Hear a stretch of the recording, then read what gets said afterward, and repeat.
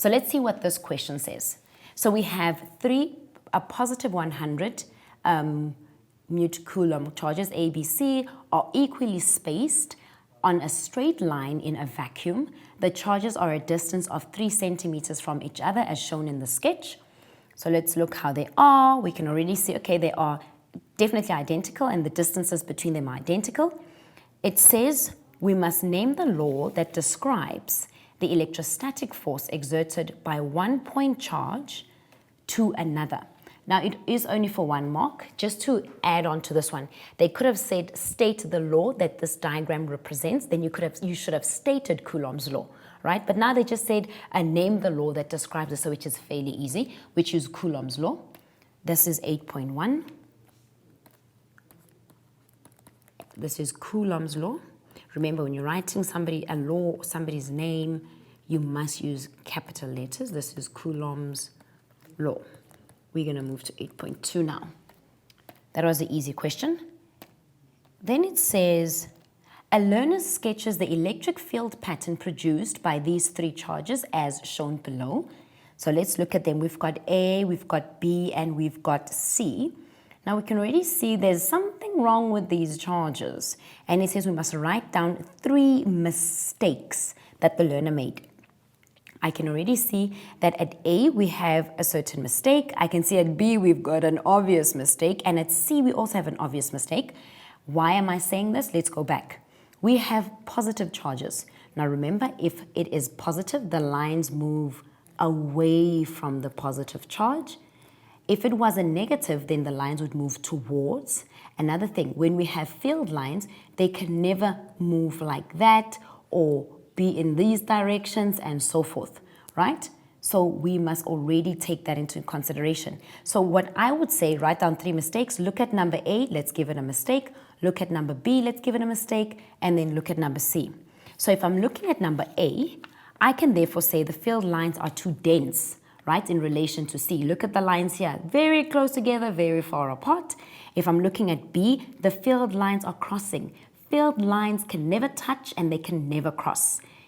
In number C, C is a positive point charge, meaning the lines must move away from C. In this case, it's making it look like C is a negative because the lines are moving towards C. And I'm going to get 3 marks for that one. So let's plot that. So let's start at A. We can say the field lines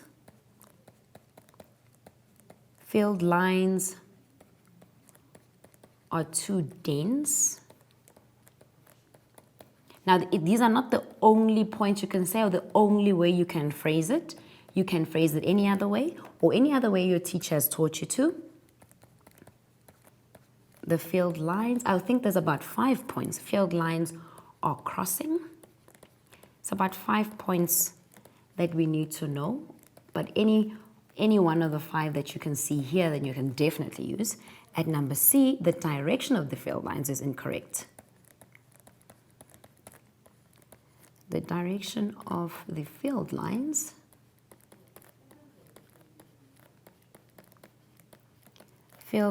then it should be away.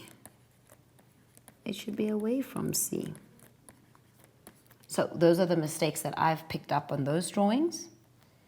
Let's see our next question for 6 marks. 6 marks says we must calculate the net electrostatic force experienced by C. Just want to go to net electrostatic force. The minute you see net, I want you to think of the net force when we're doing forces or Newton's law or the work, energy, and power principles. When we talk about net, we talk about the sum of all the forces that are actually working towards it. When you see net, you must think of a vector diagram. Vector diagram, you must think when we have forces in the same direction, we add them. Forces in opposite directions, we then subtract them. That's what net then means. We're looking for what is going to happen to number C. What I always say, guys, to make it easy for yourselves, put your point at C. Now ask yourself, because now let me actually use the correct structure so that I don't get anyone confused. Let's use this structure rather. What I always tell my kids, put your point at C. If B was to come along C, is C going to move away from B or towards C? Now remember, opposite charges will attract. If it was opposite, then C would want to run to the B. But if it is like charges, like wonk, wonk, wonk, and then it moves in the opposite direction. So if I put a dot at C, if B comes along, C is going to move in that direction. Like charges will repel. C is a positive, B is a positive, it will repel in the opposite direction. I'm putting my point at C again. A comes along. If A was a negative, opposite charges will attract, and then C will move towards the A. If it is a positive, then C is like, no, like charges repel, and it moves in the opposite direction. So C will again move in the opposite direction. Forces in the opposite direction, I can then say if net, I'm going to say force 1 and force 2 together will then give me the total for F net. However, we're not talking about forces. We talk about the electrostatic force that is happening at C. So let's see how we're going to calculate that one. But that's how I got my net force. Let me come on a clean slide. So where did all of this come from? This is number 8.3. Remember, if this is C, the force that B will have on C is in that direction. I also have the force that A will have on C in that direction. Another thing to take into consideration, one of the mistakes that you guys make, my darlings, is the distance. If we're going to look at this, B to C is 3 centimeters, that's given. However, the distance between C and A is not 3. It is 3 plus 3. So the distance between A and C is then 6 centimeters, right? And remember, this is not the correct SI unit. We need to convert that to meters. So remember, the distance between A and C is 6 and not 3, because most of you guys, when you're marking your paper, when we're marking your papers, we find, oh my God, they actually forgot to actually add the distances. These are vectors in the same direction. We have to add them. You must keep in mind the distance between them. I'm going to do them apart and then add them. I'm going to say the force of A on C. Remember, electrostatic force, K is a constant. I've got 2 charges, Q1, Q2, all over the distance squared between their centers. K is a constant, which is 9 times 10 to the exponent 9. My first charge, they're all 100, but they're mute. Remember, to convert that to Coulomb, I say times 10 to the negative 6. And I'm going to do that on both of them because they both do not have the correct SI unit. This is all over. Now we're doing A to C. The distance between A to C is 6 centimeters. Converting 6 centimeters to meters, you divide that by 1,000. I'm left with 0.06 to the exponent 2. I'm going to find our answer there. Next step, I'm going to find the force, the electrostatic force between B and C. Remember, the formula is K, Q1, Q2, all over the distance between their centers. K is a constant, which is 9 times 10 to the exponent 9. I'm going to have 100 times 10 to the negative 6. Also 100 times 10 to the negative 6. Remember, I have the negative 6 because it did not have the correct SI unit. To convert mute to Coulomb is to the exponent 6. The distance between B to C was 3 centimeters. Converting centimeters to meters, you divide that by 1,000, which leaves me at 0.03. And remember, that is squared. Now, I can put this in my calculator as it is. Let's start with this one. Let's cancel that out. At the top, I'm going to have 9 times 10 to the exponent 9. Close my bracket. I'm going to have 100 times 10 to the exponent negative 6. I'm going to have 100 times 10 to the exponent negative 6. Remember, all of that is at a distance of 0. Oh no, I'm actually making a mistake there. Let me just start again. Remember, it's a fraction. I'm going to have 9 times 10 to the exponent 9. I'm going to have 100 times 10 to the exponent negative 6. Bring that down.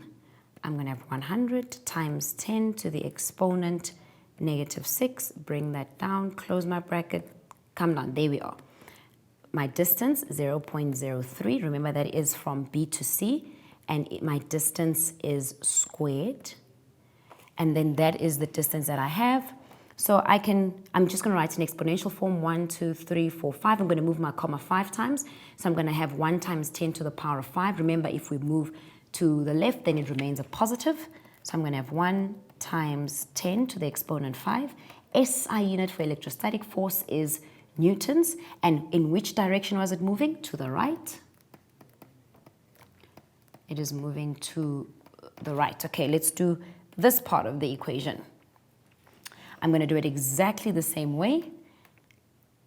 It is a fraction. At the top, I've got 9 times 10 to the exponent 9. I'm going to have 100 times 10 to the exponent negative 6 because we had to convert it to coulombs. 100 times 10 to the exponent negative 6. Bring that down. They are a distance of 0.06. Remember, my distance is squared. And I get 25,000. I'm going to move my comma as well. 1, 2, 3, 4. So I'm going to have 2.5 times 10 to the exponent 4. 2.5 times 10 to the exponent 4. Remember, the SI unit for electrostatic force is newtons. In what direction? It's moving to the right. To the right. Now I've got these two. Remember, forces in the same direction. We need to add them. But remember, formula first, I'm going to say F net. They did say F net. The F net of the force on A on C plus the electrostatic force of B on C. What does that leave me? Let me see. A and C, I'm going to have 2.5 times 10 to the exponent 4 plus 1 times 10 to the exponent 5. I love putting it in brackets because I feel like writing it in brackets will make you put it in brackets when you are actually doing it in your calculator. 2.5 times 10 to the exponent 4. And I need to add that. I'm adding the forces because they are forces in the same direction. Times 10 to the exponent 5. Let's close that. And then that is then what I get. I'm going to move my comma again. 1, 2, 3, 4, 5. So I'm going to have 1.25 times 10 to the 5. 1.25 times 10 to the 5. Consistency is key, remember. The SI unit for electrostatic force is a newton. In what direction is this force moving? And it is to the right. It is to the right. That is then the direction of the which the force will move. I think we have one more question that we can squeeze in before our time is finished. It says, write down the net electrostatic force experienced by point B and give a reason. Now let's just analyze point B quickly, what they're saying about B. Now I know that all of them are exactly the same. If I look at B and A comes along, it says, no, like forces repel. And then C comes back and C, and it also go, no, like charges repel. But remember, they are equal in charge and they're also equal in distance. If we have the same forces in the opposite direction, it will mean that the net electrostatic force at B is 0. Remember, they say do give a reason. So in physics, everything must have a reason in a physics term. So I'm going to say 8.4. If I look at B, we have a force there. So the net is 0. How do I prove this? I can say the force on AB is equal to the force on FB, however, in the opposite direction, making it then a negative.